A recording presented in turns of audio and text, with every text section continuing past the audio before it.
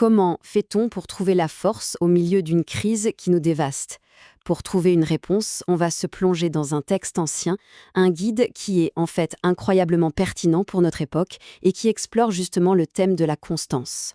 Voilà la question qui est vraiment au cœur de notre histoire. Imaginez un peu, un moment où tout semble gagné, et puis, en un instant, tout s'effondre. C'est un test, bien sûr, de force physique, mais c'est surtout un test de foi. Alors, pour comprendre, il faut se placer dans un contexte bien précis. La bataille d'Uhud. C'est un moment charnière pour la toute première communauté musulmane. Une victoire qui paraissait certaine s'est transformée en une perte terrible, à cause d'un seul acte de désobéissance. Et ça a laissé toute la communauté dans le deuil et le doute. Après Uhud, l'ambiance était vraiment lourde. On sentait le poids de la perte, du doute. La foi de tout le monde était mise à rude épreuve. Et c'est justement au cœur de cette tempête que la guidance divine est arrivée. Et donc, en réponse directe à cette crise, le 4e chapitre, ou Juz, du Coran a été révélé. C'était une véritable feuille de route envoyée au moment précis où la communauté en avait le plus besoin pour traverser son chagrin et ses incertitudes. Le fil rouge de toutes ces révélations, c'est quoi? C'est la constance. En gros, ça veut dire s'accrocher fermement à sa foi quand tout semble s'effondrer. Ça veut dire aussi se tourner vers l'intérieur pour renforcer la communauté. Et surtout, se souvenir que même dans la perte, il y a un sens plus profond. C'est la boussole pour naviguer dans la crise. Ok, mais concrètement, comment ce texte aide à construire cette fameuse constance? Eh bien, il offre une sorte de boîte à outils très pratique. Allons découvrir ensemble ces 3 ensembles d'outils qui sont conçus pour forger notre résilience. Le tout premier outil, c'est celui qui regarde vers l'intérieur de soi. Il s'agit de la résilience personnelle. L'idée, c'est qu'avant de pouvoir reconstruire une communauté, chaque personne doit d'abord trouver sa propre force et sa propre discipline. Et là, on a un verset qui est absolument central. Il établit un lien direct, très clair, entre la piété et le sacrifice. La vraie force spirituelle, elle n'est pas gratuite, elle a un prix. Ce qu'il faut bien comprendre ici, c'est que la piété, ce n'est pas juste une idée en l'air.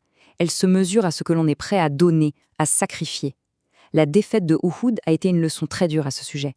La désobéissance des archers, qui étaient motivés par l'appât du gain, a montré à quel point un seul moment d'indiscipline peut anéantir tous les efforts spirituels. Bon, une fois qu'on a travaillé sur soi, on passe à l'étape suivante, la communauté. On passe du « je » au « nous ». Parce que la force d'un groupe, elle ne vient pas seulement des individus qui le composent, mais de la manière dont ils se soutiennent, surtout après une tragédie. Et là, l'instruction divine qui est donnée au prophète après la désobéissance de certains de ses compagnons, franchement, c'est révolutionnaire. Au lieu de la colère, de la punition, le commandement, c'est la miséricorde et l'inclusion. C'est un véritable modèle de leadership pour guérir les blessures. Le modèle est donc super clair. D'abord pardonner, ensuite consulter et enfin placer sa confiance en Dieu. Juste après, la révélation s'est tournée vers la protection des plus touchés par la bataille, les veuves et les orphelins. Ça nous apprend une chose essentielle, l'adoration est incomplète sans la justice sociale. Prendre soin les uns des autres, c'est un acte de foi. Le dernier outil, c'est peut-être le plus puissant de tous. Il ne s'agit plus seulement d'agir différemment, mais de voir le monde différemment.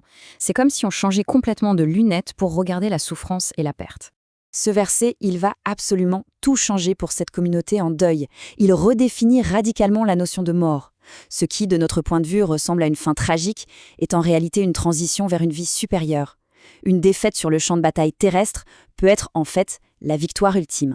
Du coup, cette nouvelle manière de voir les choses, eh bien, ça transforme le chagrin en espoir. Ça enseigne que chaque épreuve endurée pour une cause juste n'est jamais vaine. Le Coran encourage les croyants à devenir des gens de réflexion, ceux qui voient au-delà des apparences et qui reconnaissent la main de Dieu dans chaque événement. Alors, on pourrait se dire, tout ça, c'était il y a 1400 ans, sur un champ de bataille. Quel est le rapport avec nous aujourd'hui? Eh bien, le lien, il se trouve dans la pratique du ramadan. Le jeûne devient en quelque sorte un terrain d'entraînement pour ces mêmes vertus. Et quand on y pense, la comparaison est vraiment frappante. Le combat extérieur à Uhud, c'est un miroir du combat intérieur pendant le ramadan. La faim et la soif testent notre discipline, exactement comme le désir du butin a testé les archers. Les doutes testent notre foi. Et ces deux arènes exigent la même qualité fondamentale, une endurance patiente, le sabre. Et ce qui est formidable, c'est que le Coran ne se contente pas de poser un diagnostic. Il propose un plan d'action clair pour réussir, pas seulement pendant le ramadan, mais dans toutes les épreuves de la vie. Alors concrètement, ça donne quoi comme plan d'action? C'est simple, en 4 points.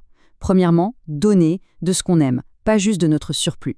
Deuxièmement, pardonner, lâcher prise sur une rancune. Troisièmement, réfléchir, prendre le temps de contempler la création. Et quatrièmement, protéger, prendre soin des plus faibles autour de nous. Ces 4 étapes, elles transforment les leçons du passé en une force pour aujourd'hui.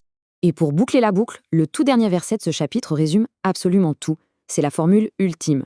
Être endurant, s'encourager les uns les autres à l'être, rester ferme et être conscient de Dieu. C'est la feuille de route finale vers la réussite. Et on termine avec cette prière, cette invocation, qui est vraiment poignante, tirée du cœur de ces versets. C'est une prière qui a été récitée par les combattants d'autrefois, mais qui a été préservée pour toutes nos luttes à venir. C'est un rappel que même dans nos moments les plus sombres, demander le pardon, la fermeté et l'aide divine reste l'outil le plus puissant qu'on ait.